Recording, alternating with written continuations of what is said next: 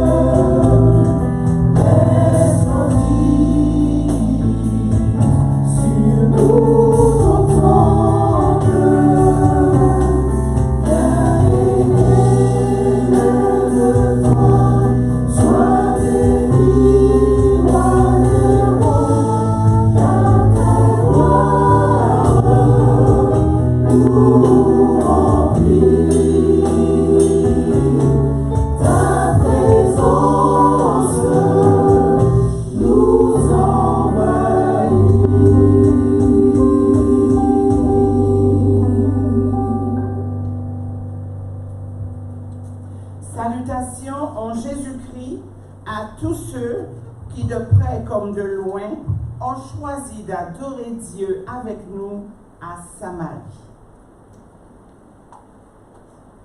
Dès avant la fondation du monde, le Père et le Fils s'étaient engagés par une alliance solennelle à racheter l'homme au cas où il deviendrait la victime de Satan.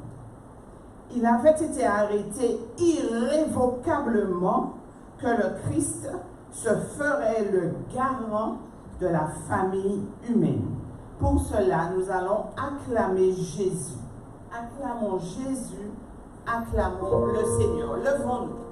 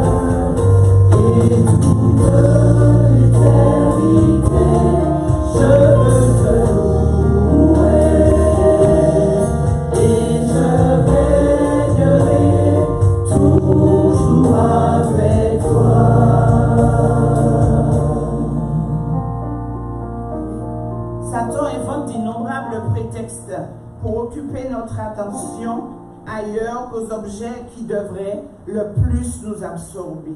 Le grand séducteur hait les glorieuses vérités qui mettent en évidence un sacrifice expiatoire et un tout-puissant médiateur.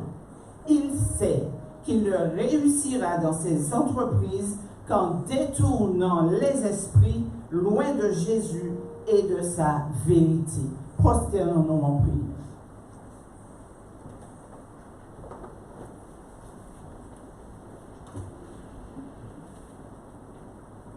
Éternel, notre Dieu, notre Père, ton peuple est prosterné devant toi en ton séjour, en ce jour que tu as béni, sanctifié, mis à part pour tes enfants.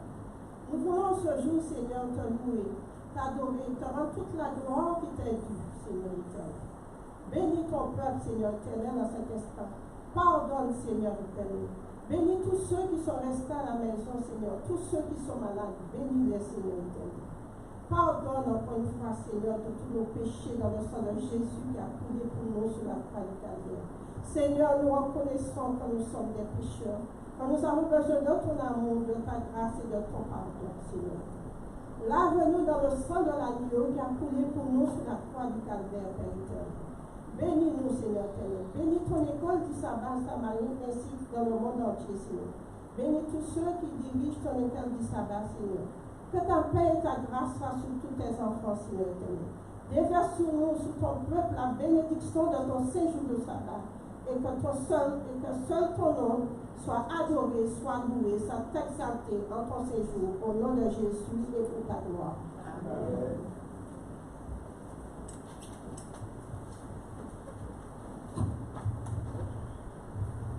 La route de la vie chrétienne n'est pas une longue ligne droite. Il y a un virage appelé désespoir, un rond-point appelé confusion, un tunnel appelé chute, des dodanes appelés amis, des feux rouges appelés ennemis. Vous aurez des crevaisons appelées découragement. Mais si vous avez des pièces de rechange appelées détermination, un moteur appelé persévérance, un carburant appelé prière, une assurance appelée foi, un code de la route appelé Bible, un GPS appelé Saint-Esprit, un conducteur appelé Jésus. Cette route vous fera traverser un sentier nommé victoire. En attendant de faire briller cette victoire au jour du retour de Jésus-Christ, au nom de l'école du sabbat de Samarie, je souhaite à chacun la bienvenue sur cette route de la vie chrétienne qui est la seule véritablement sûre et une bonne avancée jusque dans les félicités éternelles. Bienvenue à tous. La nouvelle de la chute de l'homme se répandit à travers le ciel. Toutes les harpes se turent. Les anges ôtèrent leur couronne en signe de tristesse. Tout le ciel fut bouleversé. Les anges furent affligés de voir l'ingratitude inqualifiable de l'homme comparée aux riches bénédictions que le Seigneur lui avait accordées. Un conseil fut réuni pour décider ce qu'il convenait de faire à l'égard des coupables.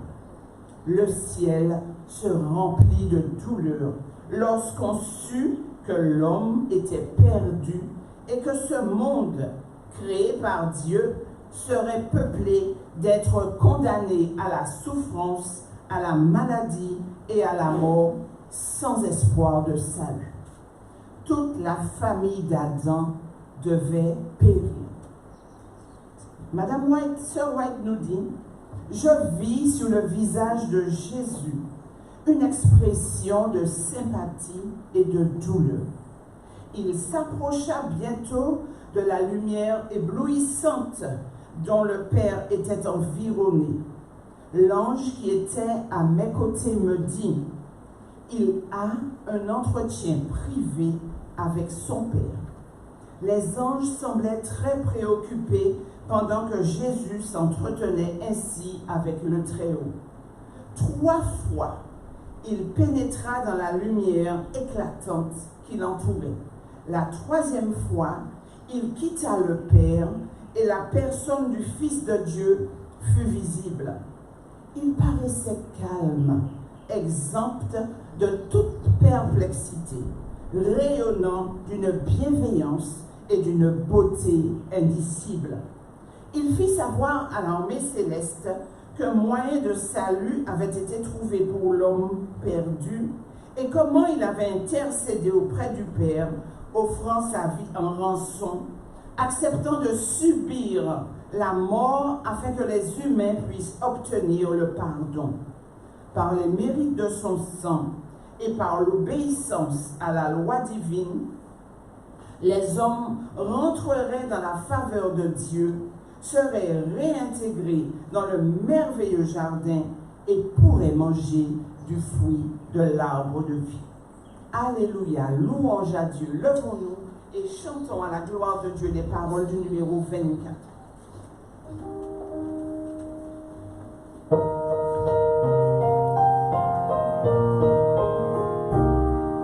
Alléluia, louange à Dieu, chrétiens célèbrons en tout lieu son nom et sa puissance.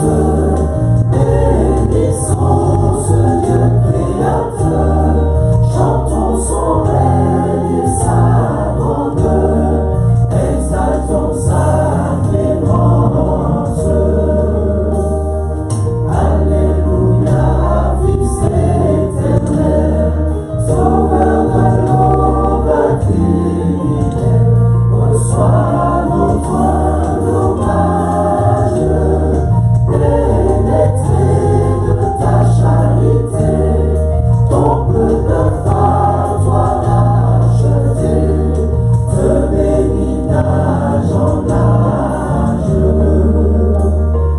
Alléluia, céleste esprit, que notre cœur est conduit, accepte la prière, car toi seul enfin consacré, il soit à jamais pénétré de ta vive lumière. Alléluia, Dieu toi saint, que ton auguste nom soit par tout ce qui respire, règne sur ton peuple à jamais, et que tout l'univers en paix adore ton empire.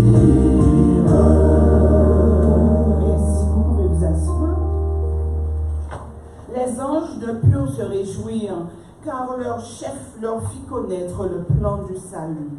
Jésus leur dit qu'il devrait s'interposer entre la colère de son Père et l'homme coupable, supporter l'iniquité et le mépris, et qu'un petit nombre seulement le reconnaîtrait comme fils de Dieu. Presque tous le haïraient et le rejetteraient. Il abandonnerait totalement la gloire céleste, s'incarnerait sur la terre, s'humilierait en tant qu'homme, serait tenté comme un homme, afin de pouvoir secourir ceux qui sont tentés. Enfin, qu'après avoir accompli sa mission d'enseignant, il serait livré entre les mains des hommes qui lui feraient subir tous les tourments et toutes les souffrances que Satan et ses anges puissent inspirer à des êtres méchants. Puis, il mourrait de la mort la plus cruelle, suspendu entre ciel et terre comme un coupable. Il souffrirait pendant des heures une agonie si atroce que les anges même ne pourraient en supporter la vue et se voileraient la face.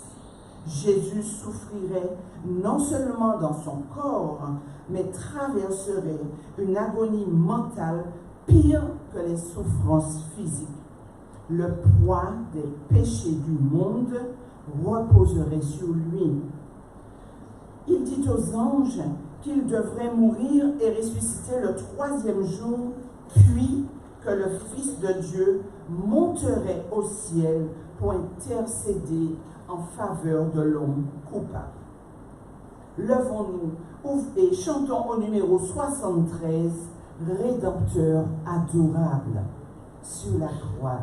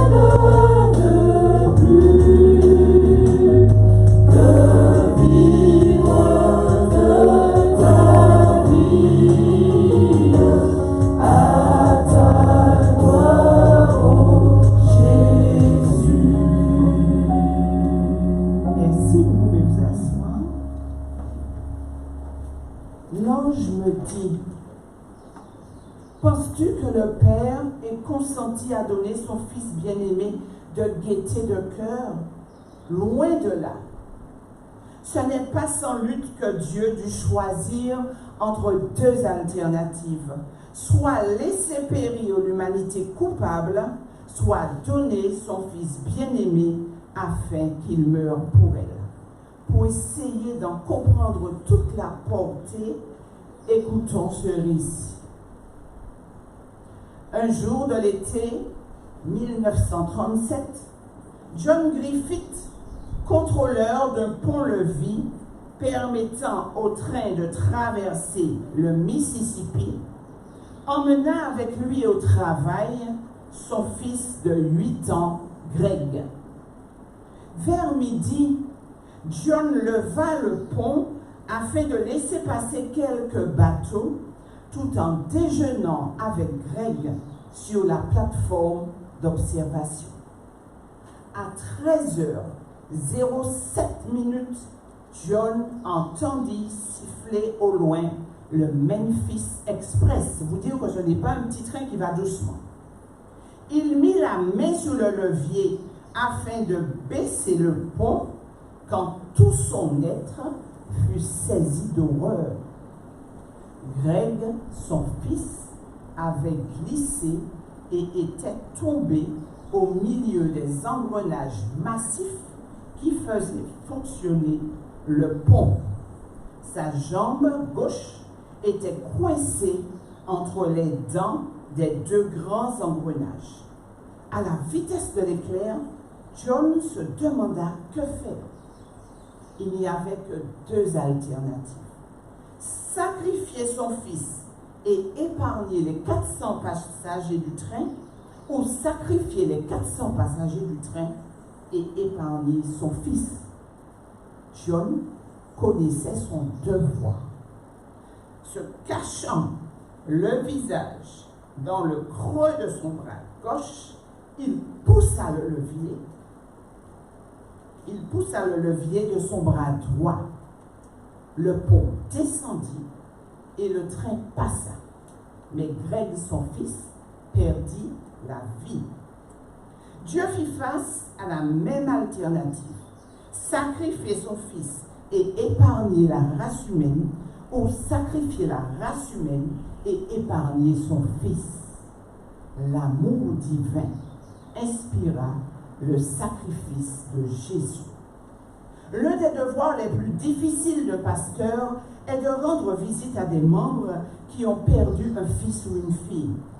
Au cours de la Seconde Guerre mondiale, un pasteur alla voir des parents qui venaient d'apprendre que leur fils avait été tué. Lorsque le pasteur arriva chez eux, le père faisait les 100 pas dans le salon, répétant cette question. Où était Dieu quand mon fils est mort? Exactement là où il était quand son fils à lui a été sacrifié, répondit le pasteur. La réponse était bien formulée, mais elle ne pouvait satisfaire un père en proie au chagrin. Nous savons rarement pourquoi Dieu permet la mort d'un être et en épargne un autre. Ce n'est pas volontiers qu'il humilie et afflige les enfants des hommes. Une chose est absolument certaine, afin de nous sauver, Dieu n'a pas épargné son Fils.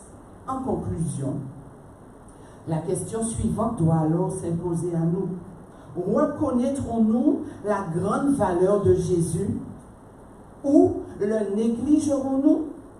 Bien des gens admettent que Christ était un maître de talent, mais ils ne lui accordent pas la place qui lui revient dans leur vie. Reconnaissons en Jésus la plus précieuse des pierres et faisons de lui le fondement du temple de notre âme. Amen. Sans plus tarder, je vais céder la place à Johnny afin que nous puissions revoir ensemble cette si importante et belle leçon, l'alliance éternelle.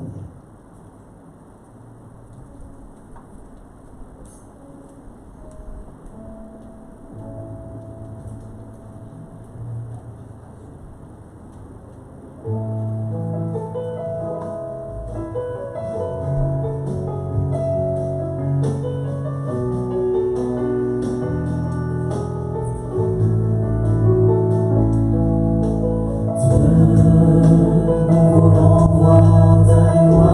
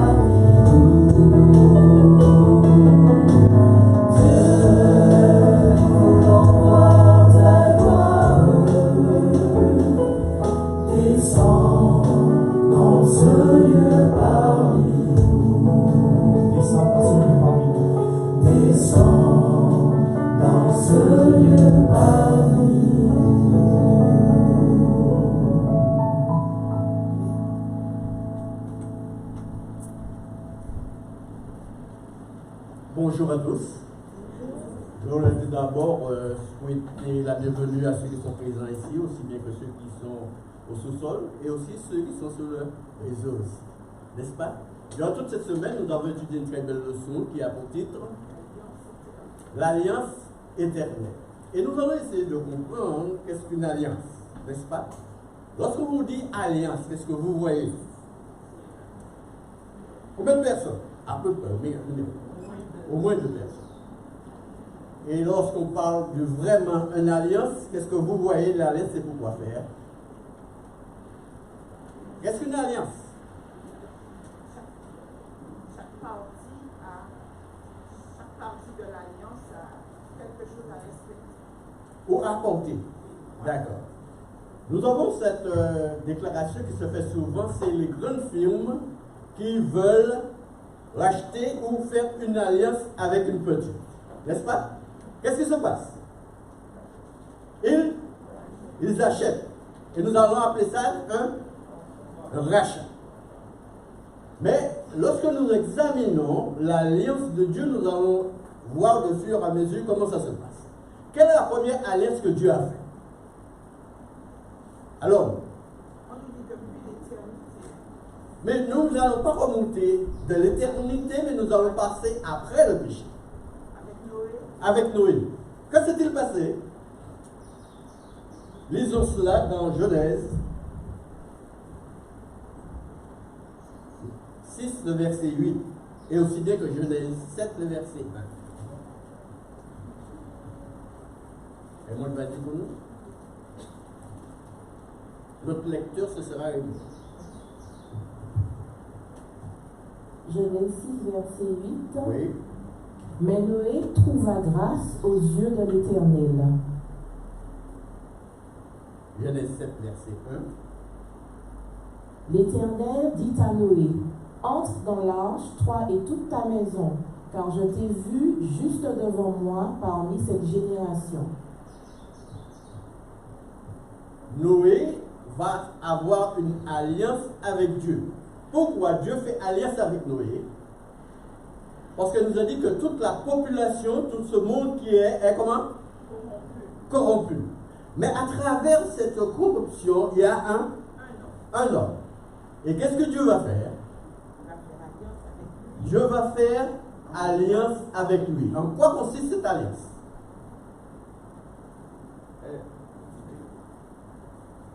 Vas-y.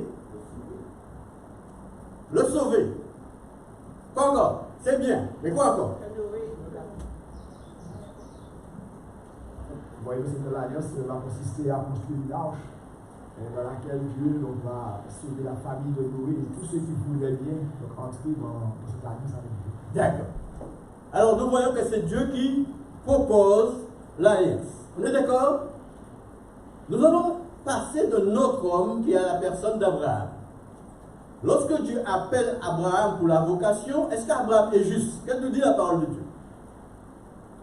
Est-ce que Dieu choisit Abraham parce qu'Abraham est juste? Comment se fait la vocation? Il sort déjà d'une toute une famille païenne. Oui. Mais quand même, dans toute cette famille, c'est peut-être lui le. Enfin, je ne sais pas s'il faut employer le terme juste. Peut-être qu'il a déjà une petite connaissance de Dieu. Oui. Mais Vas-y. J'ajouterais que comme Abraham obéissait et croyait en Dieu, par cela il était justifié. Parce qu'il croyait, il obéissait à Dieu. Avant d'arriver à justifier, il nous a dit qu'Abraham, Dieu lui fait une proposition. La proposition consiste à quoi? De quitter son pays et tu iras où je te dirai. Et Abraham décide de partir. Il part pourquoi? Par rapport à quoi il part? Par rapport à l'ordre que Dieu lui a donné et il a confiance dans ce que Dieu lui a proposé. Mais Dieu est obligé de faire à un certain moment alliance avec Abraham. Lisons cela dans Genèse 12, le verset 1 et 3. L'Éternel dit à Abraham, Va-t'en de ton pays, de ta patrie et de la maison de ton père, dans le pays que je te montrerai. Je ferai de toi une grande nation et je te bénirai. Je rendrai ton nom grand et tu seras une source de bénédiction. Je bénirai ceux qui te béniront et je maudirai ceux qui te maudiront. Et toutes les familles de la terre seront bénies en toi. D'accord. Dieu fait une proposition à Abraham et Abraham accepte cette proposition. On est d'accord? Maintenant, est-ce qu'il y a déjà alliance? Est-ce qu'il y a déjà alliance? Ou bien est-ce qu'Abraham marche selon les dires de Dieu? Il marche selon les dires de Dieu. Genèse maintenant 15, versets 9 et 10. Voyons comment Dieu va rétablir une alliance avec Abraham. Genèse 15, versets 9 et 10. Et l'Éternel lui dit, prends une génisse de 3 ans, une chèvre de 3 ans, un bélier de 3 ans, une tourterelle et une jeune colombe. Abraham prit tous ces animaux, les coupa par le milieu et mit chaque morceau l'un vis-à-vis de l'autre. Mais il ne partagea point les oiseaux. Versets 13 et 14. Toujours dans le même livre. Et l'Éternel dit à Abraham, sache que tes descendants seront étrangers dans un pays qui ne sera point à eux, et ils y seront asservis et on les opprimera pendant 400 ans. Mais je jugerai la nation à laquelle ils seront asservis et ils sortiront ensuite avec de grandes richesses.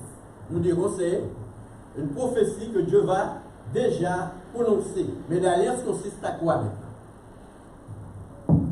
Qu'est-ce qu'il fallait faire? Et Dieu a donné cet ordre à Abraham. Qu'est-ce qu'il faut faire? Allez-y. Le texte dit que Dieu va lui dire, donc comme ces animaux-là, de les disposer comme lui va lui dire de les disposer, comme on a vu dans le texte à l'instant. Oui.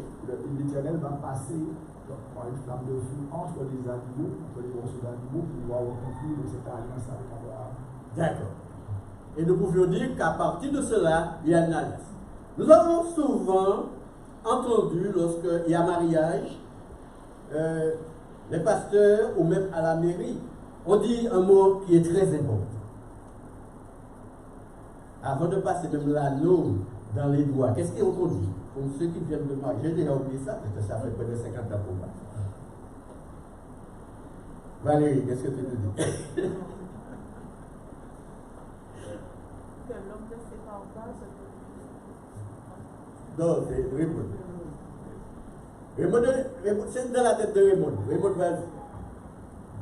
Il y a une parole qu'il prononce en faveur des mariés, que l'homme, et de l'Assemblée, que l'homme ne sépare pas ce que Dieu a uni. Donc c'est une forme d'alliance entre les deux. Les deux. Oui. Oui, mais il y a un mot qu'on dit souvent. Vous êtes mariés pour le meilleur et le pire. Cela veut dire que si la tendance, il y a infirmité, il y a quelle que soit la chose, on est appelé à rester fidèle. Dans l'alliance de Dieu, comment voyez-vous son alliance vis-à-vis de son peuple et des autres? Dieu est toujours fidèle. Dieu est toujours fidèle. Mais c'est de l'autre côté qu'il y a un problème. Comment voyez-vous Dieu par rapport à nous? Dieu est toujours fidèle, pas vrai? Et lorsque nous sommes fautifs, qu'est-ce qu'il faut faire? Est-ce que Dieu adhère toujours son alliance avec nous? Est-ce que nous acheminons toujours cette alliance? En quelque sorte, lorsque nous sommes fautifs, nous avons rompu l'alliance. Oui. À ce moment, il faut revenir à Dieu, lui demander son pardon pour entrer à nouveau dans son alliance. Parce que Dieu ne va pas cheminer avec nous si nous l'avons lâché, nous l'avons laissé. Si nous avons rompu l'alliance, c'est comme dans un couple. Oui. Mais il y a quelque chose de très intéressant dans tout cela. Lorsque Dieu fait alliance, Dieu maintient toujours son alliance. Il n'est pas comme nous. Dieu maintient toujours son alliance. Alors, en quoi consiste l'évangile dans cette alliance? Puisqu'il nous a dit qu'il y a l'évangile dans l'alliance. Est-ce que l'évangile depuis Toto? De même que l'alliance éternelle, l'évangile aussi est éternel. Il n'y a pas l'évangile sans alliance, il n'y a pas alliance sans l'évangile. Dieu nous donne sa parole, mais il nous demande aussi de les observer. Et c'est ça aussi l'alliance. Mais pour répondre à la question de ce que je voulais parler tout à l'heure là, Dieu ne change, c'est pas parce que l'homme a péché ou que l'homme a failli que Dieu change son alliance. L'alliance est toujours là. Maintenant, c'est à nous de revenir. Mais l'alliance est là. Dieu ne change pas l'alliance parce qu'on a péché. D'accord. Vraiment.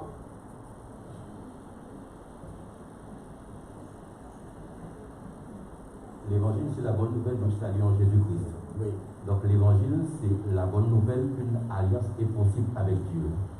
L'alliance est basée sur quoi? D'une part, une grâce salutaire, d'autre part, l'acceptation par la foi, et ça donne le salut.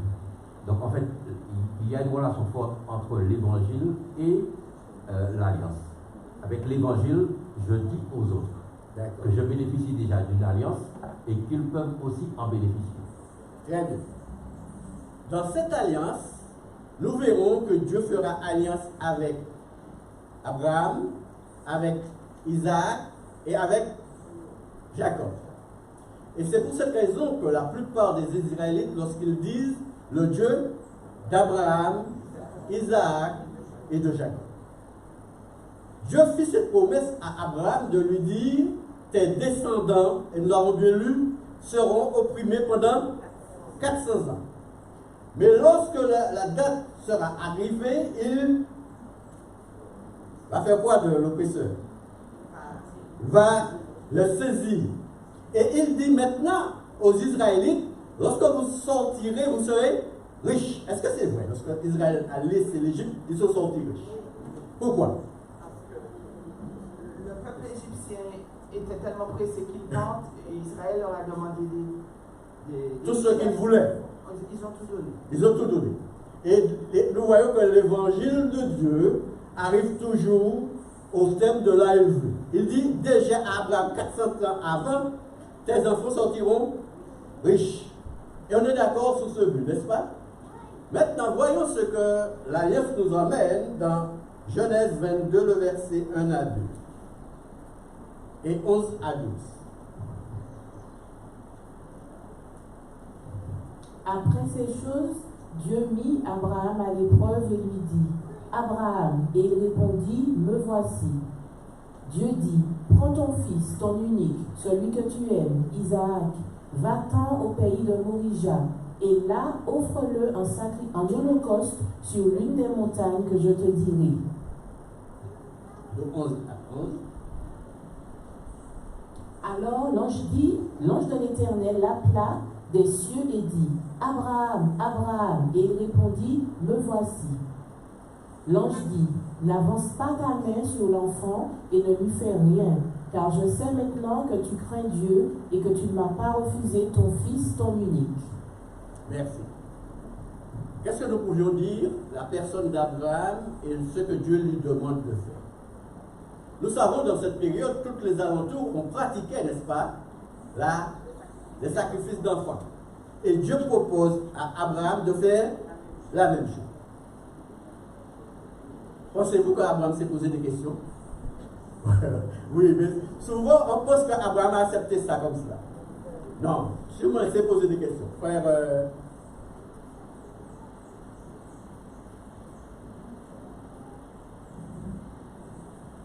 effectivement, on peut imaginer qu'Abraham n'a pas accepté ça comme ça, parce que si Abraham obéit à Dieu, il ne dit pas. Abraham savait aussi que Dieu ne demanderait jamais un sacrifice d'enfant. Dieu n'agrée pas les sacrifices humains. Et pourtant, Dieu demande et il le fait. Donc, on peut imaginer, parce que moi je dis que, malgré que certainement il ne l'a pas fait comme ça, mais je crois que Abraham avait confiance à Dieu, et même s'il ne comprenait pas, mais il l'a fait quand même. c'est très bien. Donc je dis que nous n'allons pas tout comprendre. Mais dépend de notre relation avec Dieu. La situation qui se présente à nous, bien la chose qui nous est demandée, on doit savoir si c'est Dieu qui nous l'a demandé ou pas. D'accord. Et si nous n'avons pas une bonne relation avec lui, on sera dans le doute et on ne saura pas quoi faire. Ok. Oui, Robin, oui.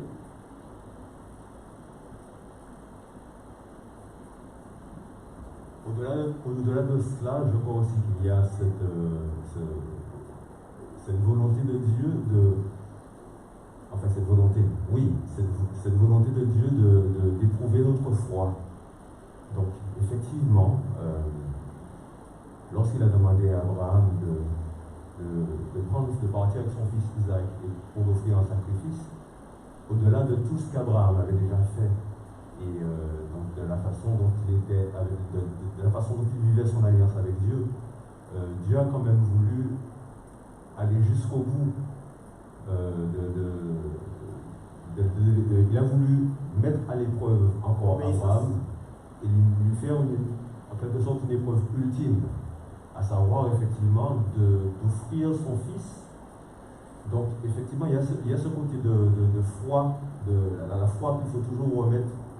Que nous, êtres humains, on doit toujours penser qu'on a ce devoir effectivement de toujours garder la foi, quel que soit ce que demande Dieu, en fait, quelque part. Donc, je veux mettre l'accent effectivement sur le côté de garder toujours la foi en Dieu, même si les choses nous paraissent incompréhensibles, effectivement, voire difficiles. Dans le cas d'Abraham, il a toujours respecté ce que Dieu, il a toujours respecté l'alliance. Et ne voilà-t-il pas que déjà ce fils qu'il a eu très tardivement avec son épouse, donc ce que ça représentait pour lui déjà, c'était déjà pour lui un miracle, c'était déjà pour lui une grâce. Et je pense effectivement qu'il se demandait, mais comment, après tout ce que j'ai fait pour Dieu, comment se fait-il qu'il m'accorde cette grâce et là maintenant il veut me l'enlever? Donc c'est clair que, à mon sens, effectivement, ça a vraiment été une épreuve de foi.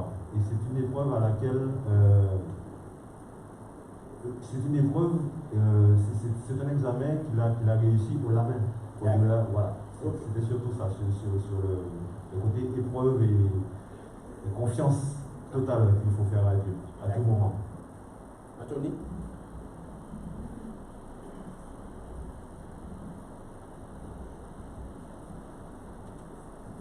Juste pour répondre à la question,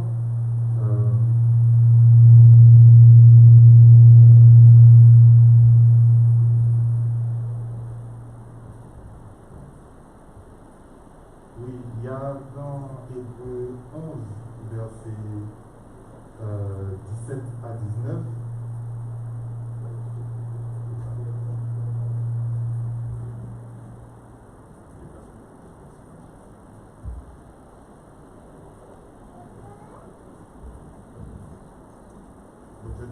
pour répondre à la question par rapport à Abraham et son fils, dans Hébreux 11, verset 16 à 19, qui nous dit, c'est plutôt 17, qui nous dit, c'est par la foi qu'Abraham offrit Isaac. Donc ça répond un petit peu à ce qu'on a dit.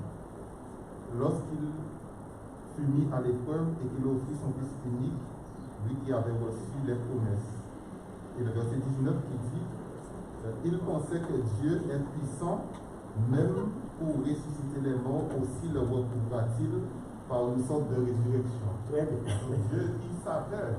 Il avait confiance totale en Dieu. Absolument. Et il croyait que Dieu pouvait faire un miracle. D'accord?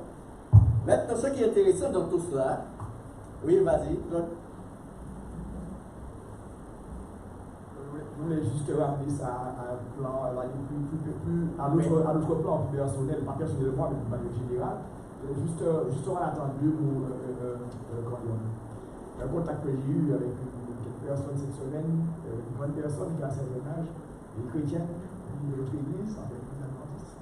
Mais quand elle m'a raconté les souffrances qu'elle a eues depuis son tout jeune âge, depuis l'âge de 12 ans, elle a commencé à travailler, tout ce qui lui est arrivé. Et elle garde encore la foi. Elle m'a dit aujourd'hui, ça n'a pas fait pour moi, le mal est à tout, je vais en chambre, je vais crier à mon Dieu. En seul bagage, je suis sûr que c'est mon Dieu qui a tout. Et puis elle m'a dit, si c'est ça qui croit à moi, on va porter jusqu'à la fin, en seul bagage, c'est qu'on va croire à la vérité. C'est-à-dire que c'est vrai qu'on va sur l'exemple d'Abraham, et chacun de nous qui sommes ici, on fait de l'expérience personnelle. Nous avons une expérience personnelle avec Dieu, mais on doit savoir de la même manière qu'Abraham, ça a été doux pour lui, il n'a pas franchi, donc nous ne doit pas franchir. D'accord.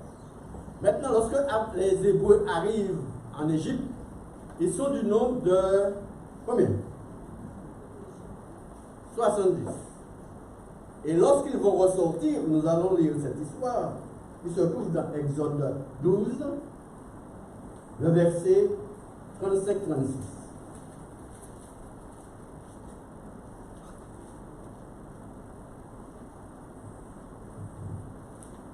Exode 12, 35-36. Les enfants d'Israël firent ce que Moïse avait demandé, et ils demandèrent aux Égyptiens des vases d'argent, des vases d'or et des vêtements. L'Éternel fit trouver grâce au peuple aux yeux des Égyptiens, qui se rendirent à leur demande, et ils dépouillèrent les Égyptiens. D'accord. Et nous voyons que Dieu avait déjà prévu que ça allait se passer. Lorsque Israël a accepté le message, Dieu leur a dit, maintenant vous allez traverser le désert et vous allez arriver au mont de Sinaï. Et c'est à cet instant que Dieu va faire quelque chose de formidable avec eux. Dieu va leur donner quoi? À quoi consiste cette loi? Est-ce que les Israéliens connaissaient déjà la loi? Pourquoi Dieu les a-t-il donné cette loi? Tout ce temps de captivité qu'ils ont passé, ils ont tout oublié dans le temps de captivité, parce que c'est pas dans cette période-là qu'ils ont tellement adoré. Mais je pense qu'il y a quelques-uns quand même peut-être qui avaient gardé la foi. D'accord. Rappelons-nous que le Deutéronome, c'est quoi? Deutéronome. Vous pouvez dire le livre Deutéronome. Deuxième loi. La première loi a été écrite de l'Éternel lui-même sur le mont Sinaï. Et ça a permis que les enfants d'Israël de comprendre qui est Dieu. Et il nous a dit c'est à ce moment que Dieu va ratifier la loi et va ratifier aussi quoi avec eux? L'alliance. Et Moïse, maintenant que parmi ceux qui avaient suivi en sortant d'Égypte, nous a dit que 2 personnes vont être représentées. Qui sont ces 2 personnes? Qui? Josué et Caleb. Pourquoi? Parmi les 12 espions, ils ont dit que c'est mission impossible. Et nous voyons pour un simple mot, et que le peuple se trouve en difficulté par rapport à 10 hommes, Dieu va susciter parmi ce peuple une difficulté extrême. Cela veut dire que toute cette génération vont être éliminées. Et 2 personnes seulement vont pouvoir faire entrer. Mais Moïse aussi ne va pas bénéficier de cette entrée de la terre promise. Pourquoi? Et Dieu a fait une promesse. Qu'est-ce qui s'est passé entre l'Éternel et Moïse, l'ami de Dieu, celui que Dieu dit, je parle, il m'écoute, et nous parlons comme des amis. Et Dieu lui dit, mon ami, tu ne rentreras pas. Pourquoi?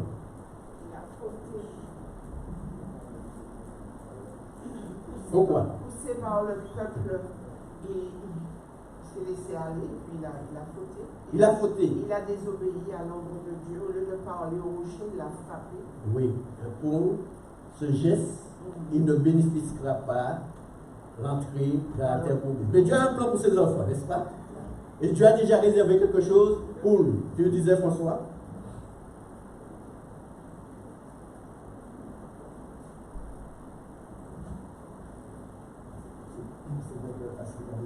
Répondu, enfin je vais simplement continuer un peu, c'est qu'effectivement, bon, nous voyons que Dieu lui avait dit de parler au rocher et il l'a frappé. On ne va pas excuser le péché de Moïse, puisque si Dieu l'a facturé, c'est parce que c'est une faute. Même si on veut comprendre que c'est un humain, on est tous des humains, on va marcher. Au fait, ce que je voulais quand même souligner, puisque tu as dit qu'il y a toujours un plan. Et c'est ça la miséricorde de Dieu. Moi, je me demande si je n'en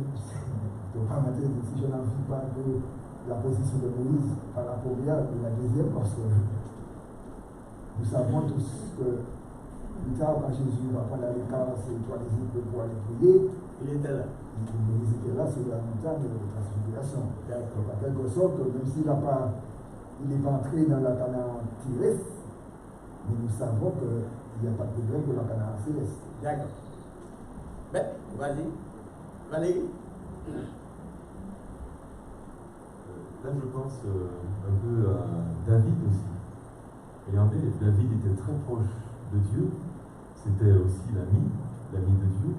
Et regardez ce que David a sur son lit de mort, enfin pas son lit de mort, mais quand il sent qu'il va partir, avant de partir, il veut réaliser le projet du temple. Oui. Et Dieu l'a arrêté, Dieu lui a dit non, tu ne vas pas le faire. Et Dieu va lui dire pourquoi il ne va pas le faire, etc. Donc, on voit que Dieu accepte de travailler avec nous, mais Dieu aussi tient les comptes. D'accord. Mais il ne tient pas les comptes pour nous faire du mal, mais il reste juste. Il ne nous enlève pas le salut, mais il nous arrête. Tu vois ce que je veux dire? Mais notre salut, il l'assure. Oui. Il garantit notre salut, mais Dieu aussi intervient pour des raisons qu'il connaît. À David, il dit non, tu ne vas pas construire le temple. Ce n'est pas dans ce plan-là. Voilà, j'ai marché avec toi, mais bon, il y a des petites choses voilà. Mais quelqu'un devrait le faire. Mais tu restes mon ami. Et ça fait beaucoup réfléchir sur le caractère même de Dieu. Je crois que ce n'est pas celui, le bon ami sur qui on met la main sur l'épaule. Quel que soit ce qu'il fait. Voilà, celui qu'on peut mettre dans la poche. Je crois que dans cette alliance, Dieu reste Dieu.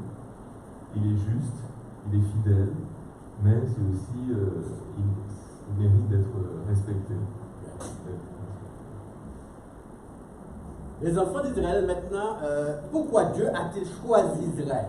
Quel était le plan de Dieu pour Israël? Pourquoi Dieu a choisi Israël? Parce qu'il nous a dit qu'il a choisi des hommes, on a nommé les noms, Abraham, Isaac et Jacob. Et maintenant, nous voyons que ce n'est plus les Hébreux, mais c'est Israël.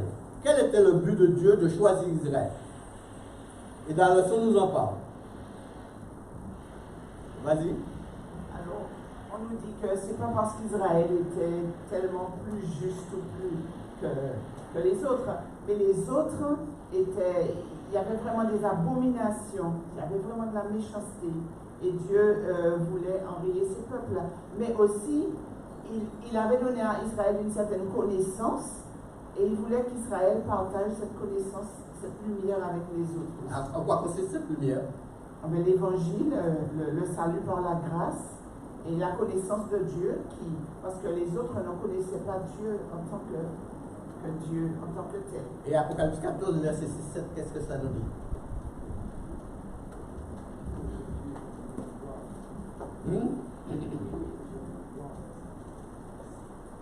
Vas-y.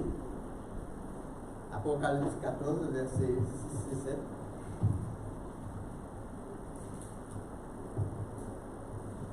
Je vis un autre ange qui volait par le milieu du ciel, ayant un évangile éternel, pour l'annoncer aux habitants de la terre, à toute nation, à toute tribu, à toute langue et à tout peuple. Il disait d'une voix forte, « Craignez Dieu et donnez-lui gloire, car l'heure de son jugement est venue, et adorez celui qui a fait le ciel, et la terre, et la mer, et les sources d'eau. » Merci. Alors, dans un but bien déterminé, alors que nous marchons par la grâce, est-ce que la loi est nécessaire? Et quelle est notre fonction? Qu'est-ce que nous devons remplir comme fonction maintenant? Est-ce que nous faisons partie de Apocalypse 14 qui nous dit il venait un ange qui volait au milieu du ciel et qui éternel. Faisons-nous partie de cette équipe? Quelle est notre mission? Notre mission consiste à faire connaître l'évangile comme Israël l'a fait. Et savoir surtout que Jésus-Christ est mort pour nous. Et c'est grâce à lui que nous pouvions obtenir le salut. Et ça fait partie du plan de Dieu depuis à la création. D'accord? Que nous puissions faire de notre mieux pour que la semaine prochaine, nous puissions participer encore davantage et apporter aussi un échange permanent les uns avec les autres. Que Dieu vous bénisse.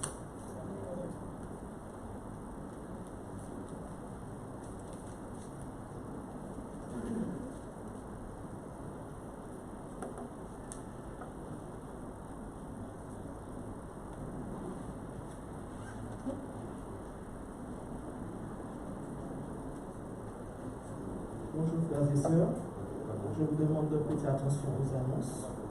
Nous aurons que des annonces fédérales. Sabbat 16 octobre 2021. Cérémonie d'action de grâce, milieu de chantier. Église du Diamant. Cette cérémonie aura lieu ce dimanche 17 octobre à partir de 9h30. Nous invitons chaque église à voter une contribution financière solidaire pour accompagner la fin de cette construction. Notez bien que pour se rendre sur le chantier de l'église du Diamant, prendre la direction du Diamant puis suivre les indications des agents de Gilets jaunes qui seront placés au niveau de l'école primaire. Semaine de prière mondiale. Notre semaine de prière aura lieu du 6 au 13 novembre 2021. Les messages se trouvent dans la revue de l'ancien du 4e trimestre. Les responsables peuvent récupérer cette revue auprès du pasteur ou au siège de la FEAM. Que chacun se prépare à vivre ce moment spirituel particulier. Recommandations. Nous rappelons aux membres d'Église et aux amis qu'il est important de faire preuve de la plus grande vigilance dans le strict respect des mesures barrières, le port du masque, le lavage régulier des mains, ainsi que les distances physiques sont recommandées. Chronique hebdomadaire. Titre de votre émission, Les Sentiers du Bonheur. Tu honoreras la personne âgée. Communication. Dimanche 31 octobre. Assemblée générale ordinaire et extraordinaire de la Voix de l'Espérance à l'église Maranatha à 9h. Les pasteurs, les responsables de communication et des institutions ainsi que les membres actifs sont invités à être présents. Ministère adventiste des possibilités. Cellule d'écoute psychologique et spirituelle pour les personnes en situation de handicap et les personnes endeuillées. Équipe disponible 7 jours sur 7 de 8h à 20h au 0805 288 394. C'est un appel gratuit. Voilà, c'est tout pour les annonces pour ce sabbat.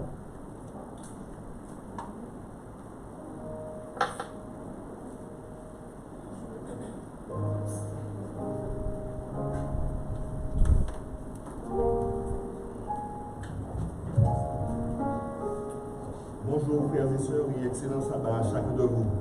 Je vous souhaite un excellent sabbat en notre Seigneur et Sauveur Jésus-Christ. Est-ce que le Seigneur est bon pour chacun de nous? Est-ce qu'il nous repose dans sa grâce? Est-ce qu'il nous aime? Il est compatissant et bienveillant. Est-ce que le Seigneur est bon? J'aimerais voir vos mains si vous pensez que le Seigneur est bon, si vous goûtez ses grâces. Il est infiniment bon et c'est pour cela que pendant les 7 heures du sabbat, il désire que nous le louions, nous l'adorions et surtout que nous lui demandons toutes les gloires et l'honneur qui doivent lui revenir. Oh, quel repos céleste, le numéro 321. Je vous invite à vous tenir debout avec nous. Et ensemble, nous allons interpréter ce chant, mais dans toute la force et l'apaisement que le Seigneur nous donne. Bienvenue, Michel.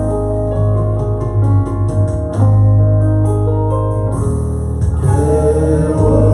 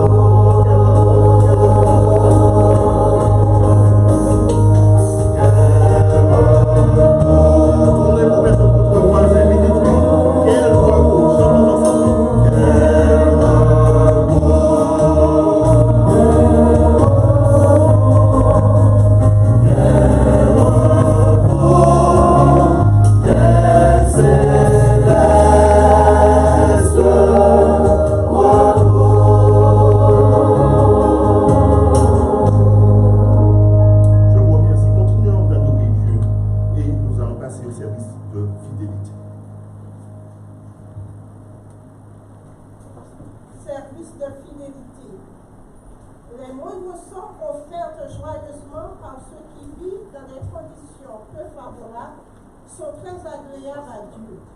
À ses yeux, elles acquièrent une valeur plus grande que les offrandes des riches qui peuvent se passer de leurs millions sans en éprouver de la gêne et sans pratiquer le renoncement. Ce passage est tiré d'un conseil à l'économe, page 181.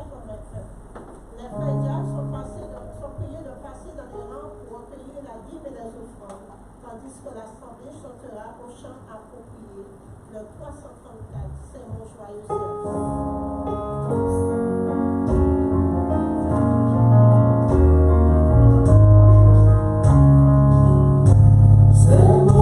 joyeux service.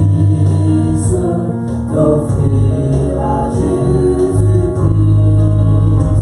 en vivant sacrifice mon corps et mon esprit. Accepte mon offrande, bien-aimé Fils de Dieu, et que sur moi descende la flamme du Seigneur. J'abandonne ma vie sans remède ni frayeur à ta grâce infinie, ô mon libérateur.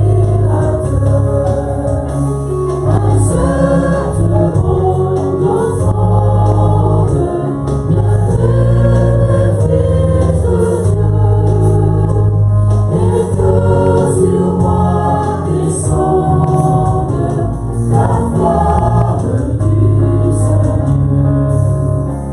Qu'un feu nouveau s'allume par ton Saint-Amour en moi, et dans mon cœur consume ce qui n'est pas à toi.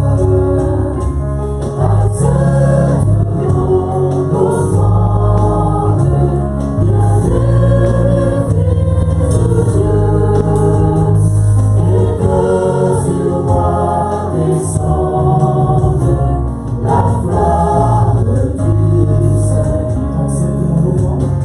Accepte mon offrande, bien-aimé Fils de Dieu, et que sur moi descende la flamme du Seigneur.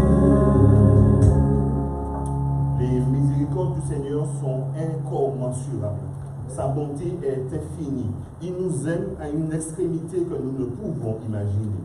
Qu'avons-nous besoin d'autre que Jésus? Ah, donnez-moi mon Jésus. Oh, le sauveur des perdus. C'est lui qui nous sauve, c'est lui qui nous guérit, c'est lui qui nous délivre, c'est lui qui nous rassasie. Quelles que soient les difficultés, les peines, les chagrins, les problèmes que vous avez aujourd'hui, je vous donne une assurance. Jésus, il est là, à côté de vous. Il vous soutient. Ce n'est pas un hasard si vous êtes ici présent ce samedi matin, parce qu'il désire vous libérer. Ah, donnez-moi Jésus. Donnez-moi Jésus, le sauveur des perdus, l'habitant désiré de mon cœur altéré. Il est plein de bonheur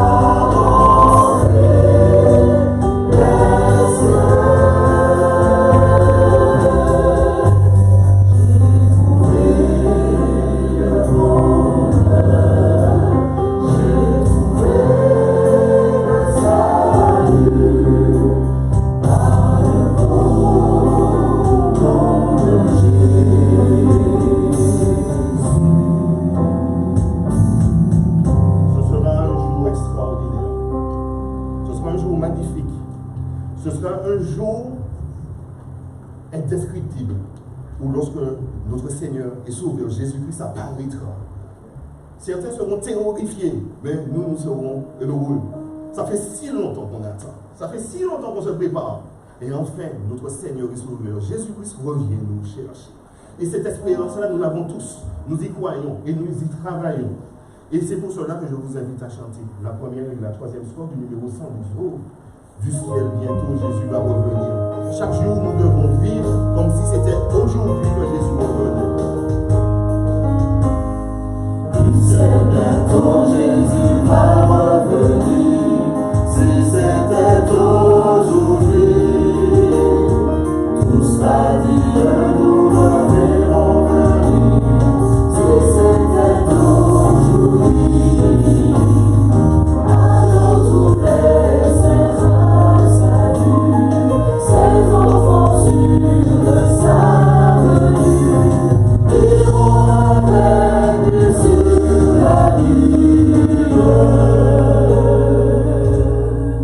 Si c'était aujourd'hui, gloire,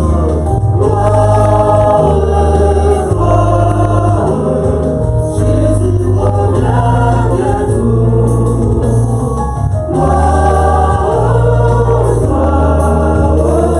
Nous le couronnerons.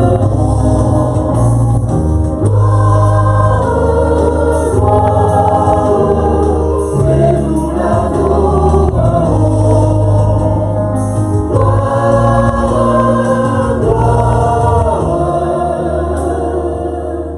Jésus revient bientôt.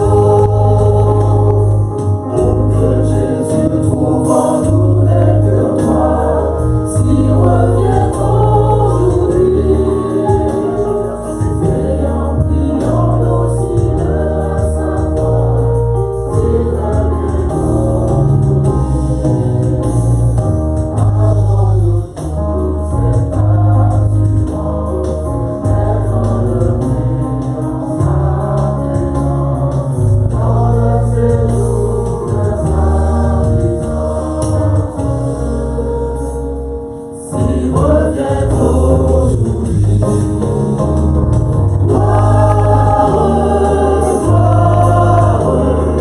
Jésus revient bientôt.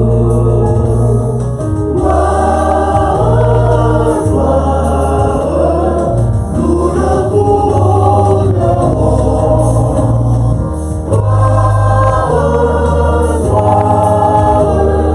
Et nous l'adorerons.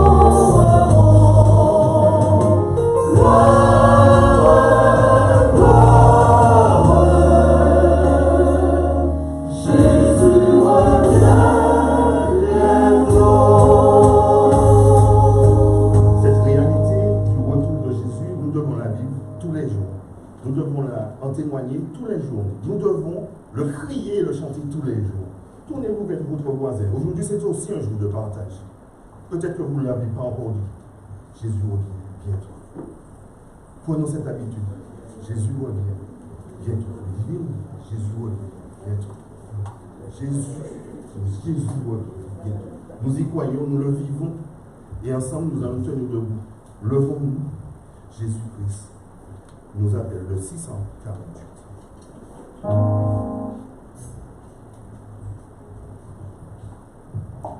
La première et la quatrième.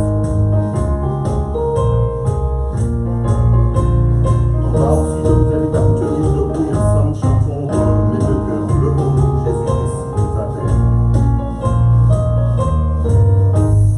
Levons-nous, Jésus-Christ nous appelle, au second combat de la foi.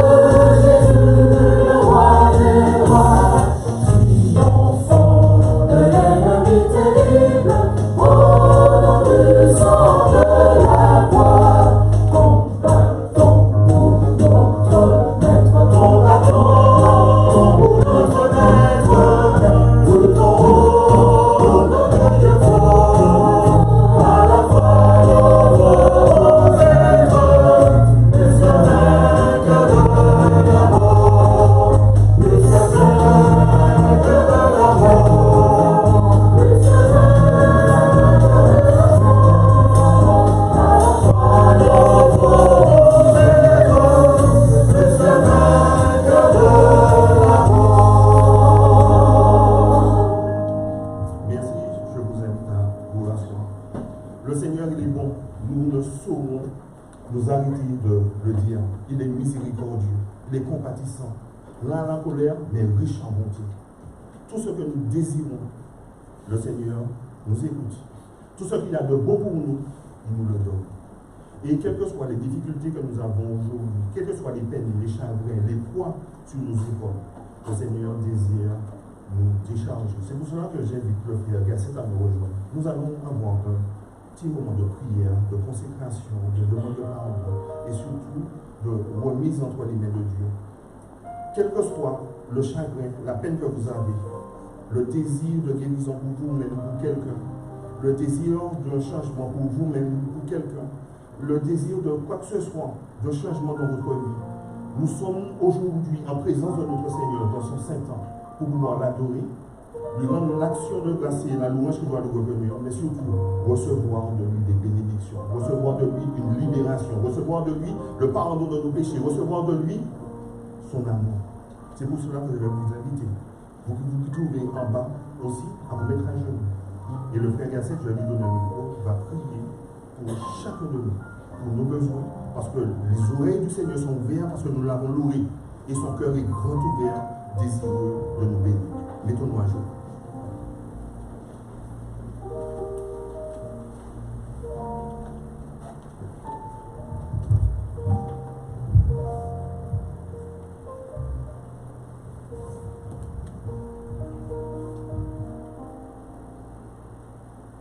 Éternel, notre Dieu, notre Père, notre Créateur, Dieu grand et puissant, toi qui vis et qui règnes éternellement, de toute éternité, tu es Dieu. Nous sommes devant ta face, prosternés, agenouillés à cet instant, notre Dieu, mais nous ne sommes pas dignes parce que nous sommes des pécheurs. C'est pour cela que nous te demandons pardon de tous nos péchés, nos fautes, tout ce que nous avons fait qui est mal devant ta face. Et c'est au nom de Jésus que nous venons à toi parce que nous n'avons pas de mérite pour nous présenter devant toi. Et c'est à travers ces mérites que nous venons. Alors que nous sommes agenouillés devant ta face, tous nous qui sommes ici en ce matin, nous avons un sujet de te louer, de te glorifier, de t'exalter.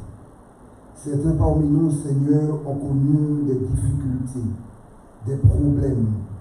Certains ont perdu un être cher. Certains ont connu la maladie, la difficulté, les problèmes. Mais Seigneur, nous sommes là ce matin. Nous sommes venus à toi parce que nous savons que c'est auprès de toi seul que nous pouvons trouver la solution à tous nos problèmes. Oui, Seigneur. C'est en toi seul que nous pouvons trouver la solution à tous nos problèmes. Nous prions, Seigneur, que tu augmentes notre foi et que, quelle que soit la situation, les problèmes ou les difficultés, les joies ou les peines, que nous ayons toujours les regards fixés sur toi.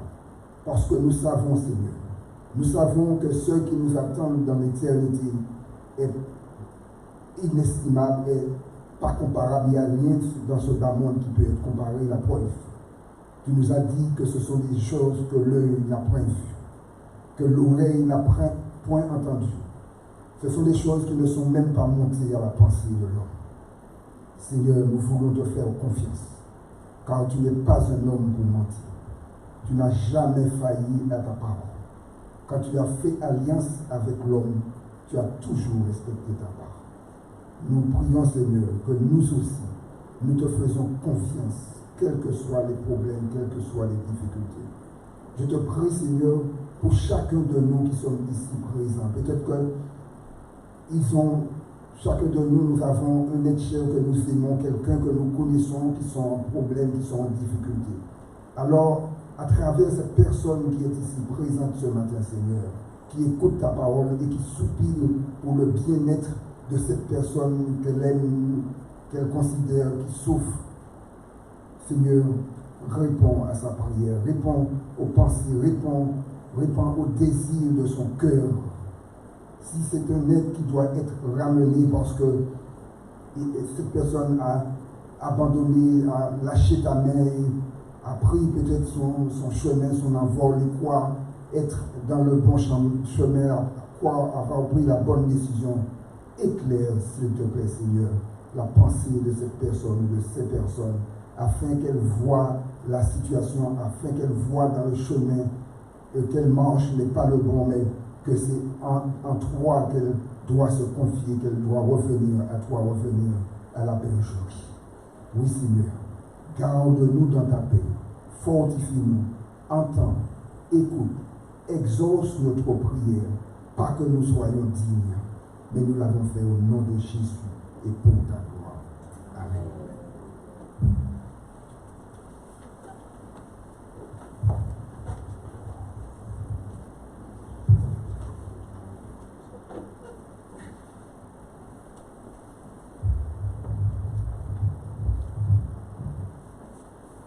Un grand merci à chacun de vous pour votre présence en ce sabbat matin. Merci aussi au cœur de louange qui accompagne les chants. Tout ça, c'est pour la plus grande gloire de notre Seigneur et Sauveur Jésus-Christ. Aux musiciens aussi qui sont toujours présents afin de pouvoir égayer la louange. Et surtout à chacun de nous, les cœurs qui débordent de joie et de reconnaissance présents devant le Seigneur afin de pouvoir ensemble communier pour pouvoir rendre gloire et honneur à notre Dieu. Nous allons ouvrir la parole, nous allons ouvrir le Saint-Livre afin de, sinon découvrir, sinon revoir certaines choses que nous savons déjà. Le Seigneur désire une chose, et il est venu offrir son Fils en sacrifice pour cela, c'est que chacun de nous soyons sauvés. Il a été nous préparer une place, et bientôt il reviendra afin que chacun de nous puissions participer à cette œuvre merveilleuse qu'il a accomplie en venant sur la terre pour pouvoir sauver chacun de nous. Et c'est quelque chose de bien. Le hasard n'existant pas, il nous a tous réunis ici afin de pouvoir le louer en avant-goût de ce qui nous attend bientôt lorsqu'il reviendra. Ne portons pas les yeux sur les événements extérieurs. Ne portons pas les yeux ou notre attention sur tout ce qui nous entoure. Tout ce qui nous entoure, le diable met ça en place, mais le Seigneur nous avertit afin de pouvoir nous faire baisser la tête, afin de nous faire baisser les yeux, afin que nous arrêtions de porter nos yeux sur notre destinée, sur notre salut, sur notre Sauveur qui bientôt reviendra nous chercher. Qu'importe les difficultés, le Seigneur le permet. Qu'importe les épreuves, le Seigneur le permet. Parce qu'il désire nous épurer de certaines choses. Il désire encore nous changer afin que lorsque il reviendra, nous soyons semblables à lui. Et nous sommes déjà des petits Jésus présents, parce que nous le louons et nous l'adorons. Le sujet que nous allons, ou la réflexion que nous allons aborder, se trouve dans Matthieu, le chapitre 25. Matthieu, le chapitre 25. Et il commence comme ça. Alors, le royaume des cieux sera semblable à 10 vierges, qui, ayant pris leur lampe, allèrent à la rencontre de l'évêque. 5 d'entre elles étaient folles et 5 sages. Les folles, en prenant leur lampe, ne prirent point d'huile avec elles, mais les sages prirent avec leur lampe de l'huile dans des vases. Comme l'époux tardait, toutes s'assoupirent et s'endormirent.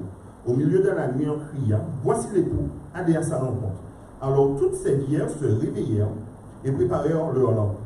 Les folles dirent aux sages, « Donnez-nous de votre huile, car nos lampes s'éteignent. » Les sages répondirent, « Non, il n'y en aura pas assez pour nous et pour vous. Allez plutôt chez ceux qui en vendent et achetez-en pour vous. » Pendant qu'elles allaient en acheter, l'époux arriva. Celles qui étaient prêtes entrèrent avec lui dans la salle des noces et la porte fut fermée. Plus tard, les autres vierges vinrent et dirent, « Seigneur, Seigneur, ouvre-nous. » Mais il répondit, « Je vous le dis en vérité, je ne vous connais pas. Je ne vous connais pas. Veillez donc, puisque vous ne savez ni l'heure, ni le jour. » Le verset 13. Veillez donc, parce que vous ne savez ni l'heure, ni le jour. Nous sommes arrivés à un stade où nous devons veiller parce que nous ne savons ni l'heure, ni le jour. Ce chapitre vient en réponse à une question qu'a posée les disciples à Jésus. Au chapitre 24, le verset 3, ils s'assirent sur la montagne des Oliviers et les disciples vinrent en particulier lui faire cette question. Dis-nous quand cela arrivera-t-il et quels seront les signes de ton avènement et de la fin du monde. À partir de ce verset, Jésus commence à expliquer des choses. il commence à prendre des paraboles. Il commence à dire certaines choses. Et ce que nous avons voir ce matin, c'est que ce qu'il a voulu dire à ses disciples, et surtout à nous aussi dans le chapitre 25, le verset 1 à 13. Alors le royaume des cieux sera semblable à 10 vierges. Si vous interrogez un théologien, il vous dira que le chiffre 10 représente dans la Bible le nombre minimum auquel on peut avoir une synagogue. On peut monter une synagogue. Si vous êtes 9, vous n'avez pas assez de personnes pour pouvoir monter une synagogue ou du moins avoir un lieu de culte. Il faudrait au minimum 10. Le royaume des cieux est semblable à l'église de Samarie. Nous sommes plus de 10. Rassurez-moi, oui? Oui. Donc à l'église de Samarie, qui, ayant pris leur lampe, allèrent à la rencontre de l'époux. Un jour, et chacun peut en témoigner, nous avons fait cette rencontre avec Jésus. Un jour, et chacun peut exprimer sa joie, nous avons fait cette rencontre avec Jésus. Et nous avons dit à Jésus, oui, je veux de toi, oui Seigneur, je veux être sauvé lorsque tu reviendras. Et nous avons entamé ce cheminement-là. Ayant pris leur lampe, allèrent à la rencontre de l'époux. La lampe représente quoi? La lampe, ta parole est une lampe à mes pieds et une lumière sur mon sentier. Nous le connaissons tous, cette parole-là. Donc chacun de nous, nous avons pris notre lampe et puis nous avons dit, nous allons à la rencontre de Jésus. Pourquoi? Parce que dans la parole, nous avons le chemin qui nous mène au Christ. Vous sondez les Écritures parce que vous pensez avoir en elles la vie éternelle. Ce sont elles qui rendent témoignage de moi. C'est bien ce que la Bible dit d'elle-même. Et nous l'avons tous, et nous sommes contents de l'avoir, certains en ont même plusieurs, sur téléphone. Comme ça, comme on marche avec son portable, on a toujours la Bible avec soi. La bibliothèque en est remplie. C'est une très bonne chose. Mais avoir la parole tout seul, ça ne rapporte pas grand-chose. Voyons ce que nous dit le texte par rapport à cette fameuse église-là encore. Allèrent à la rencontre de l'époux. Nous sommes en marche. 5 d'entre elles étaient folles et 5 sages. On va y revenir. On est sur un membre d'église qui est fou. Quand même. On connaît des membres sages, mais quelqu'un de folle. Claude. Dans l'église folle, quand même. Je pense qu'il y aura une petite rectification à apporter. Vous êtes d'accord avec moi? Non, la parole de Dieu est efficace. C'est une épée qui veut nous dire certaines choses. 5 étaient folles et 5 sages. Le nombre 5 ne représente pas la moitié folle, la moitié sage, mais pour vous simplement indiquer qu'il y a 2 catégories de personnes. Elles ont tous leur nom. Elles marchent tous à la rencontre de l'église. Pourtant, il y en a une catégorie qui est folle et l'autre catégorie ne va pas compter. Donc il y aura une catégorie folle et puis une catégorie sage. Indication, verset 3. Les folles, en prenant leur lampe, ne prirent point d'huile avec elles. Mais les sages, verset 4, prirent avec leur lampe de l'huile dans des vases. Voici la première différence. Maintenant, au départ, est-ce qu'elles ont toutes de l'huile dans leur lampe? Une question que je vous pose. Oui, elles ont toutes de l'huile de l'huile dans leur lampe. L'huile représente le Saint-Esprit. Le verset 4 nous dit, les folles, en prenant leur lampe, ne prirent point d'huile avec elles, mais les sages prirent avec leur lampe de l'huile dans des vases. Comme l'époux tardait, toutes s'assoupirent et s'endormirent. C'est un constat triste. Malgré que tu es sage, tu vas t'endormir. Tu es folle, tu vas t'endormir. Qu'importe ce que tu vas faire, tu vas t'endormir. Pourquoi? Parce que l'époux tarde à venir. Qui ne pensait pas que Jésus serait déjà revenu? Quand vous avez cru, est-ce que vous ne croyez pas que Jésus allait revenir rapidement? Il va s'entendre au Chibé alors? Non. Au fur et à mesure, on s'endort. Et le texte veut nous dire simplement que, à la fin, veillez donc, puisque vous ne savez ni l'heure ni le jour. Parce que c'est une réalité qui va se passer, qu'on le veuille ou non. On va s'endormir. Et le texte nous met en garde contre cela.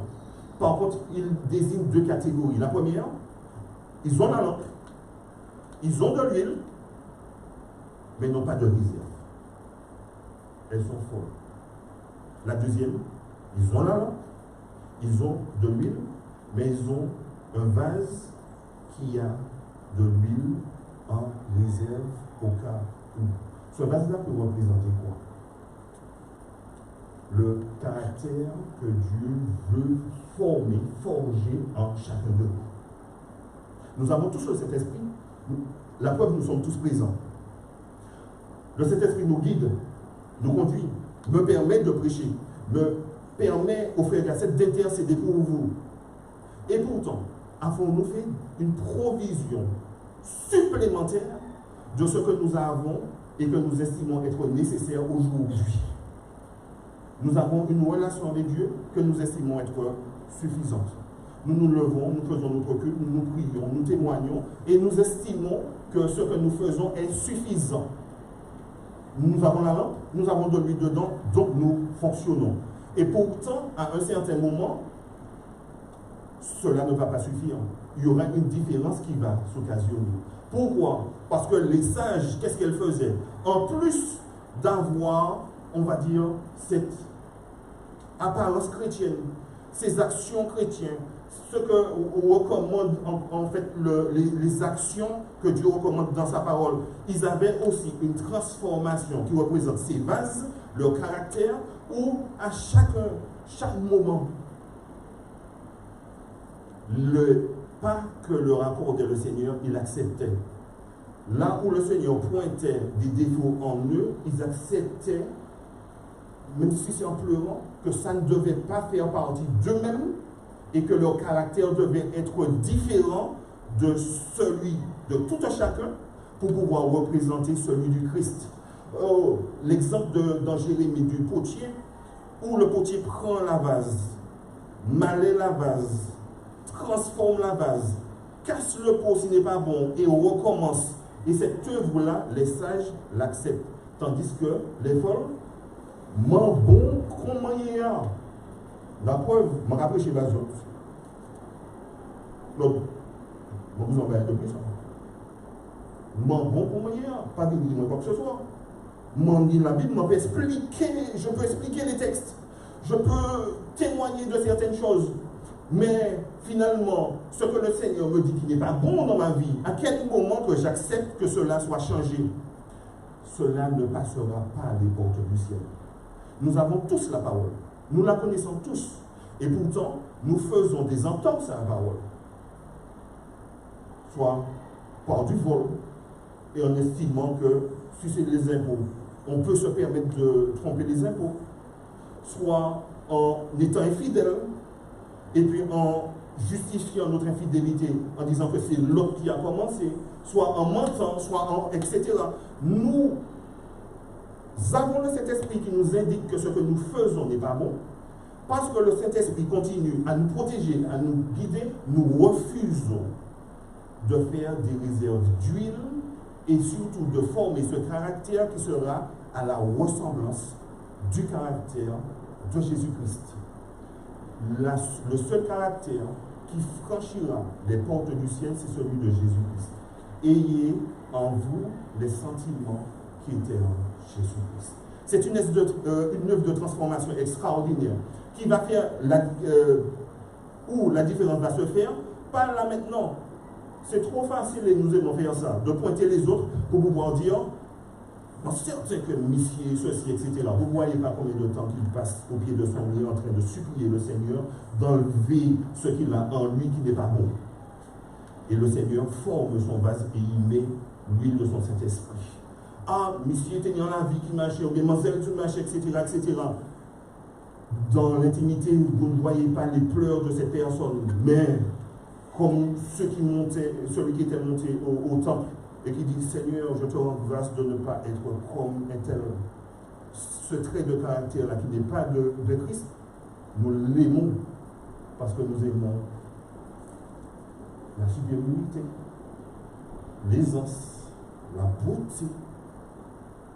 Nous aimons ce qui est d'ici-bas, alors que le Seigneur regarde au cœur Et l'homme regarde à ce qui frappe les yeux. Notre cœur, notre caractère, ce vase d'huile que le Seigneur désire former et remplir dans son Saint-Esprit fera la différence. Parce que l'ancien caractère ne franchira pas les portes du ciel. Verset 6, au milieu de la nuit, on cria, voici l'époux, allez à sa rencontre. Le rôle des vierges est bien particulier. Pourquoi leur fallait-il des lampes à ce moment-là? Vous avez déjà posé la question? Il y a des écoles bolotes, ils pouvaient se mettre ensemble afin de pouvoir avancer, puisque une avait une lampe et l'autre pas. Donc l'une pouvait éclairer l'autre. Leur mission était tout autre. Leur mission était d'éclairer le cortège pour rentrer dans la salle des noces. Maintenant, sans réserve d'huile, ce n'était pas possible. Forcément, vous allez conduire le cortège où est-ce? Dans un fossé. Quand vous entendez certaines personnes parler de cette écriture en disant certaines choses qui n'ont rien à voir avec ce que le Seigneur déclare, l'huile a manqué. Ils sont en train d'emmener le peuple dans le fossé.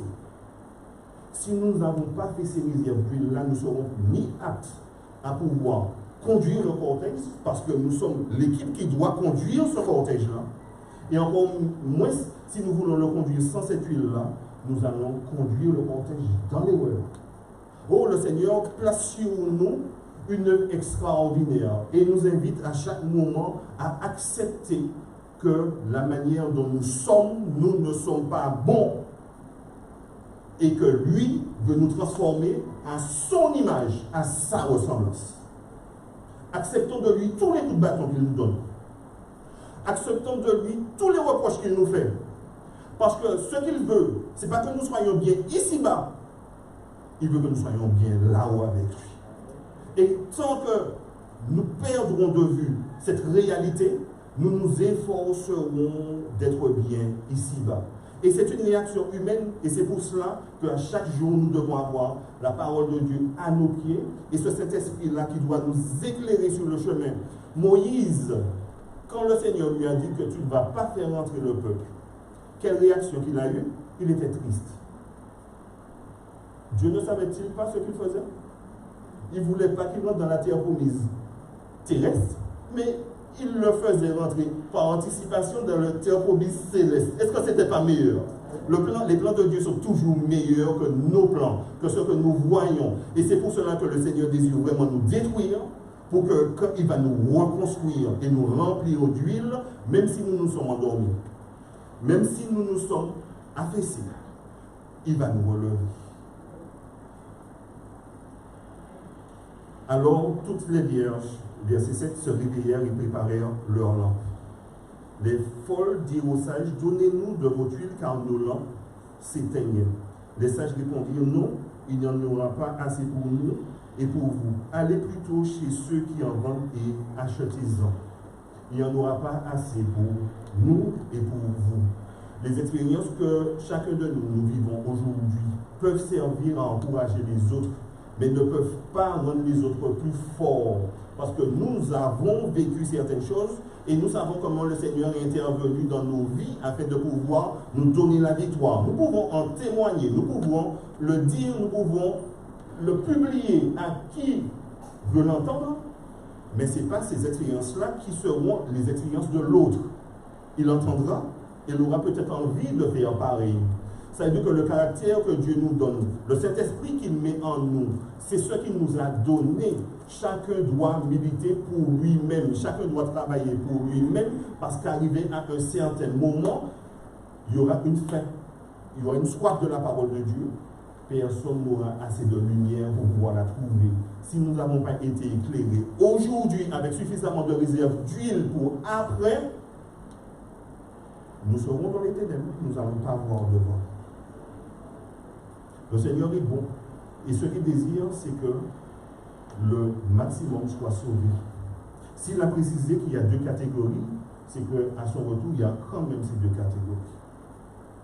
À nous, maintenant, de pouvoir savoir dans quelle catégorie, les sages ou les folles, les personnes sensées, comme ceux qui bâtissent des maisons. On va bâtir sa maison sur du sable ou sur du roc. Le roc sur Jésus va donc le sage sur le roc va bâtir sa maison sur Jésus.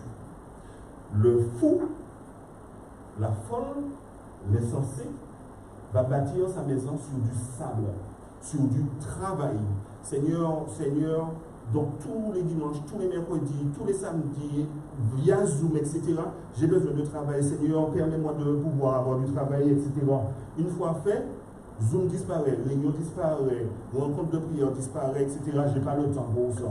Je bâtis ma vie sur une bénédiction de l'Éternel et non sur l'Éternel.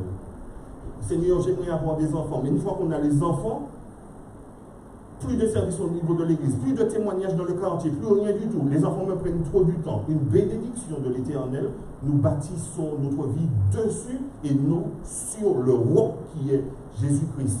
Sur, quelles que soient les choses, par moment sur un péché, le Seigneur nous dit, tu ne feras point. Et nous disons, bon Dieu qui comprend, on ne peut pas faire autrement. Et parce que nous avons toujours le Saint-Esprit et nous avons toujours la parole, mais nous ne faisons pas de réserve d'huile et nous ne créons pas ce caractère qui nous permettra de pouvoir tenir. Sur quoi bâtissons-nous notre vie? Sommes-nous des sages ou sommes-nous des fous et des folles? Je suis persuadé que chacun de nous qui sommes présents ce sabbat matin, tous ceux qui sont dans la salle du bas, tous ceux qui nous écoutent via le net, nous avons la conviction que nous sommes sages parce que quand le Seigneur nous reprend, nous obéissons. Quand le Seigneur nous dit de ne pas, nous ne faisons pas. Quand le Seigneur nous dit d'avancer, nous avançons. Quand le Seigneur nous dit d'aimer, nous aimons. Quand le Seigneur nous dit de ne pas participer, nous n'y participons pas. Quand le Seigneur nous envoie, nous exécutons ce que le Seigneur nous dit parce qu'il nous le dit pour notre bien. Puisse-t-il en être ainsi de chacun. Les sages répondirent, non, il n'y en aura pas assez pour vous. Allez plutôt chez ceux qui en vendent et achetez-en pour vous.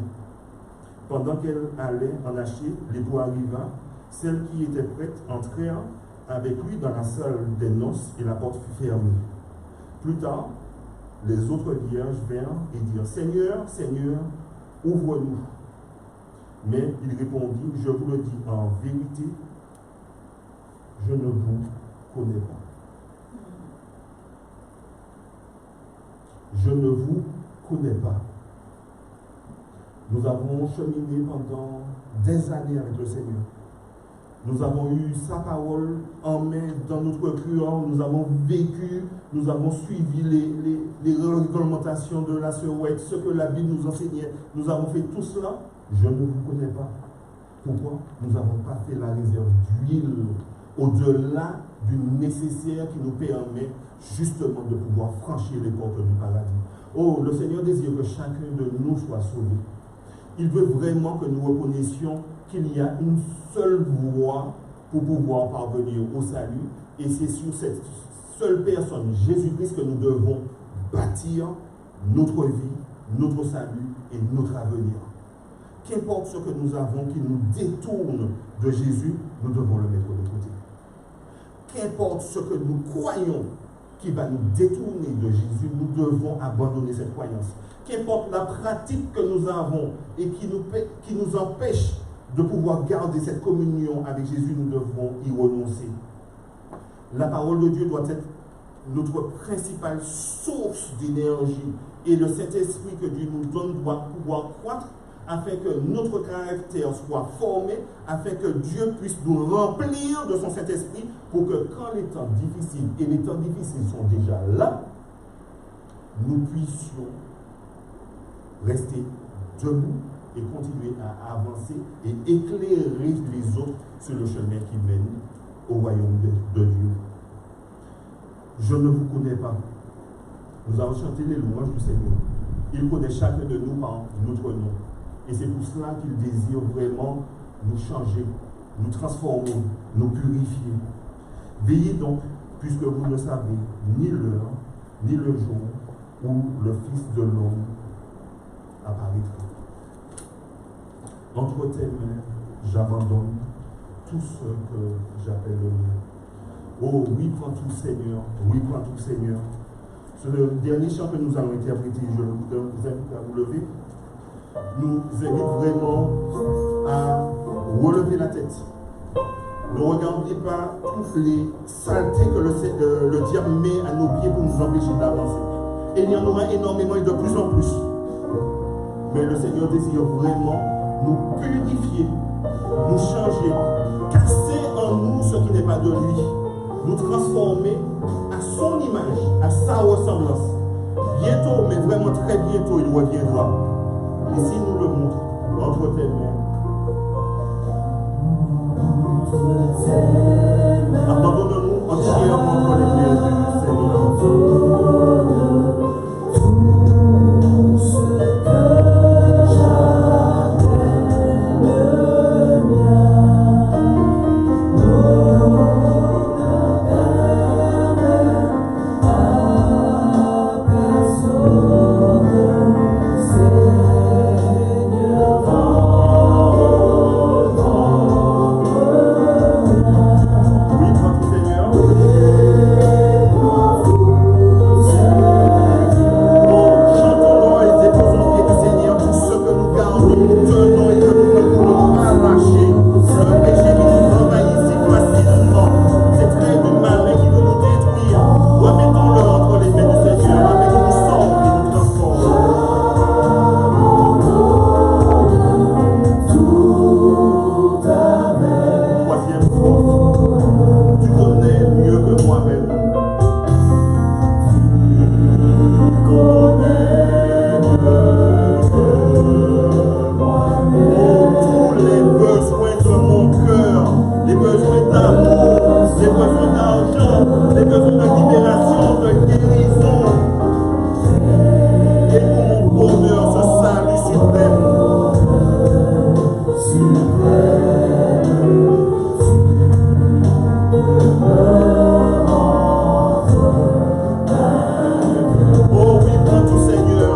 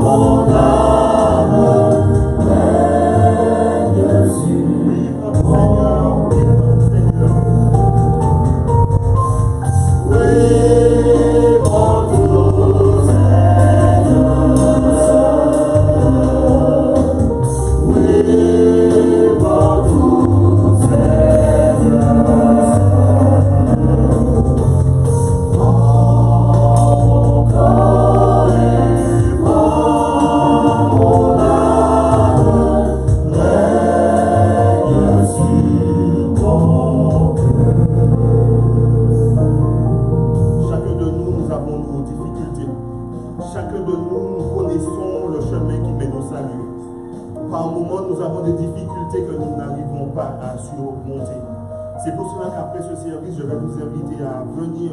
Les anciens seront présents et ceux qui ont besoin de prière afin de pouvoir renforcer leur foi, leur confiance en Dieu et leur transformation pourront, avec l'aide des anciens, avoir ces moments de prière et d'intercession. Inclinons la tête et surtout exercez-donc pour ce moment d'adoration. Ô Dieu de miséricorde, de grâce, de paix et de compassion, Nous te remercions infiniment, Seigneur, de nous avoir bénis, de nous avoir permis d'avoir ce moment de partage avec toi. Où, Seigneur, tu désires recevoir nos louanges, tu désires recevoir nos prières, tu désires recevoir, Seigneur, notre adoration, et nous te l'avons porté en ce jour. Au-delà de tout, Seigneur, en retour, nous sommes à tes pieds afin que tu puisses nous bénir, afin que tu puisses nous guérir, afin, Seigneur, que tu puisses nous transformer à ton image, parce que nous sommes tes enfants. Nous ne désirons pas, Seigneur, que lorsque le moment arrivera, tu puisses nous regarder et nous dire « Je ne te connais pas ». Seigneur, connais-nous par notre nom et change notre nom en le tien. Permets, Seigneur, que nous puissions être transformés à ton image et à ta ressemblance. Bénis-nous, Seigneur, et que ces 7 heures du sabbat puissent être profitables pour chacun de nous. Nous avons demandé ces grâces au nom de Jésus pour ta gloire éternelle. Amen.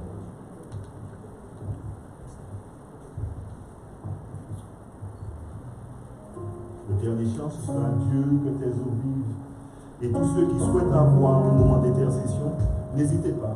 Rejoignez-nous devant la fin du service. Les anciens qui sont présents sont disposés à pouvoir intercéder pour chacun de nous. Ils ont reçu cette onction particulière et le mettre au service de la communauté. Pardon.